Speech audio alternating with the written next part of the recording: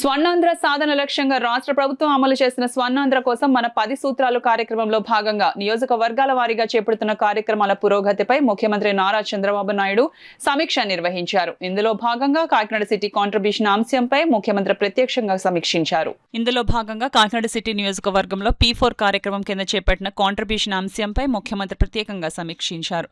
కాకినాడ నగరపాలక సంస్థ కార్యాలయం నుంచి శుక్రవారం నిర్వహించిన ప్రత్యక్ష జూమ్ సమావేశంలో కాకినాడ సిటీ స్వర్ణ నియోజకవర్గ విజన్ యాక్షన్ ప్లాన్ విభాగం chairman city MLA Vanamadi Kondababu పాల్గొన్నారు. ఈ సందర్భంగా ముఖ్యమంత్రి చంద్రబాబు నాయుడు ప్రజాప్రతినిధులు, అధికారులు, నాలెడ్జ్ పార్ట్నర్లతో P4 కార్యక్రమం కింద చేపట్టిన కాంట్రిబ్యూషన్, దాని అమలు తీరు, ఇప్పటివరకు సాధించిన పురోగతి తదితర అంశాలపై వివరాలు తెలుసుకున్నారు.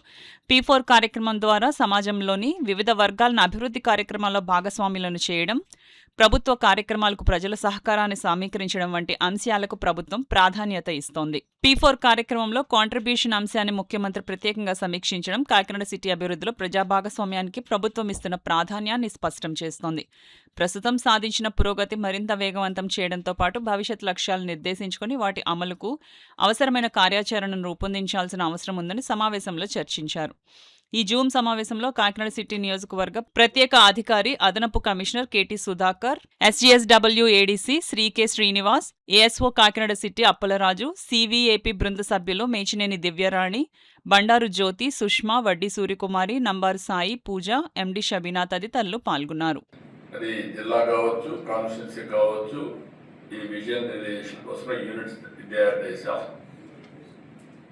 ఇంకొక పక్కన ఈ విజన్ యూనిట్స్ కి ఇంతవరకు ఎప్పుడూ లేని విధంగా ప్రజాప్రతినిధుల్ని అందులో రోల్ కల్పించాం.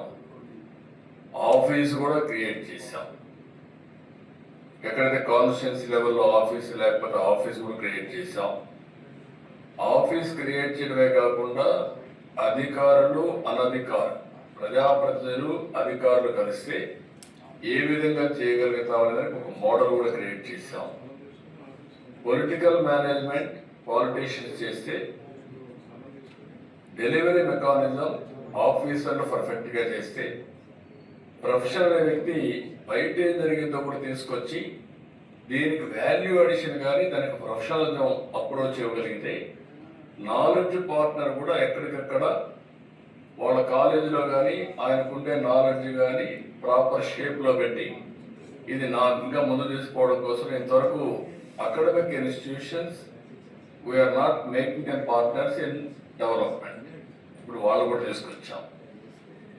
ఇక్కడ ఇవన్నీ తీసుకొచ్చిన తర్వాత మీరు గుర్తుపెట్టుకోవాల్సింది చాలా సిస్టమేటిక్గా ఆల్ యూనిట్స్ని ఇప్పటికే ట్రైనింగ్ అవన్నీ కూడా చేసి కొంతవరకు చేశారు.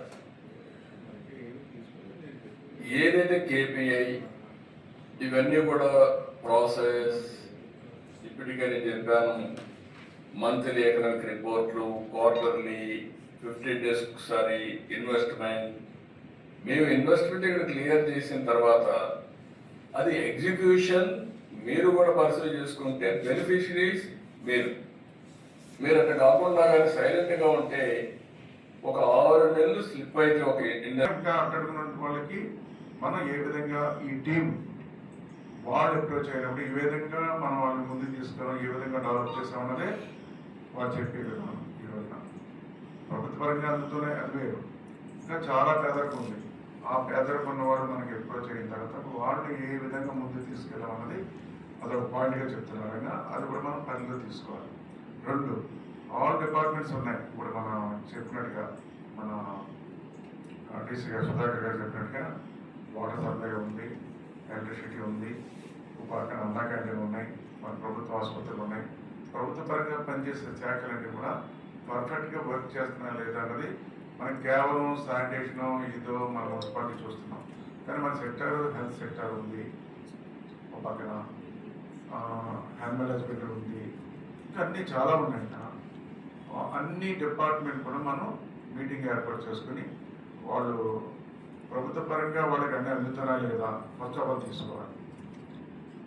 అందిన తర్వాత మీరు చేస్తున్నది ఏంటి, మీకు అన్నీ చేయగలుగుతున్నారు లేదన్న కూడా ఫీడ్బ్యాక్ తీసుకోవాలి. మనం తీసుకున్నట్టయితే మనకి సాటిస్ఫాక్షన్ లెవెల్స్ పెరిగితే మనకి అందరు కూడా. ఇంకా కొంతమంది ఉంటారు డిపార్ట్మెంట్ మనం చూస్తున్నాం, కొంతమంది ఇంట్రెస్ట్గా పనిచేస్తారు, కొంతమంది సరిగ్గా పనిచేయని కూడా ఉంటారు. ఇలా రివ్యూ చేసుకోవడం వల్ల వాళ్ళని యాక్టివ్ చేయడానికి కూడా అవకాశం ఉంటుంది. కాబట్టి మనం ఆల్ డిపార్ట్మెంట్స్తో కూడా ఒక మీటింగ్ ఏర్పాటు చేసుకోవాలని, అది కూడా డేట్ పెట్టుకున్నట్లయితే మనం ఆ డేట్ పక్కన మీటింగ్ ఏర్పాటు చేసుకుని ఇన్వాల్వ్ అవ్వాలి. మీరు అందరూ కూడా ఈరోజు మీరు కూడా ఇన్వాల్వ్ అవ్వాలి. ఆల్ డిపార్ట్మెంట్స్తో ఇన్వాల్వ్ అవుతేనే మీకు అన్నీ తెలుస్తాయి. తెలియడే పోకుండా అక్కడైనా లోపాలు ఉన్నా సరి చేసుకోవడానికి అవకాశం ఉంటుందని మీకు కూడా విజ్ఞప్తి చేస్తున్నాం. అంటే మీరు కూడా ఈరోజు మనం వెళ్ళే కార్యక్రమాలు కూడా ఇన్వాల్వ్ అవుతుంటారు. ఇన్వాల్వ్ అయినప్పుడు మన ప్రభుత్వ పరంగా చేసే కార్యక్రమాలు పర్ఫెక్ట్గా జరుగుతున్నాయా లేదా, ఏదో ఓపెన్ చేసి వచ్చేస్తాం. ఓపెన్ చేసి వచ్చిన తర్వాత మనం అనుకున్నట్టుగా ఫెసిలిటీస్ ఉన్నాయా లేదా అన్నది కూడా చూసుకుంటున్నాం. ఓకే, ఆ విధంగా నెక్స్ట్ మీటింగ్కి ఆల్ డిపార్ట్మెంట్స్ మీటింగ్ ఏర్పాటు చేసుకునే డేట్ కూడా నేను ఏమనుకున్నా అంటే 1వ తారీఖు ఉంది కాబట్టి నెక్స్ట్ 1వ తారీఖు ఇచ్చినప్పుడు మనం పెన్షన్ ఇవ్వడానికి కంపల్సరీ ఉంటున్నాం. అదే రోజు మార్నింగ్ పెన్షన్ ఇచ్చుకుంటాం కాబట్టి ఈవినింగ్ 4 o'clockకి ఆల్ డిపార్ట్మెంట్స్తో మీటింగ్ ఏర్పాటు చేస్తే మనం అటెండ్ అయ్యి అక్కడి నుంచి మీరు రేపటి మీటింగ్ ఇవ్వాలి అందరితో.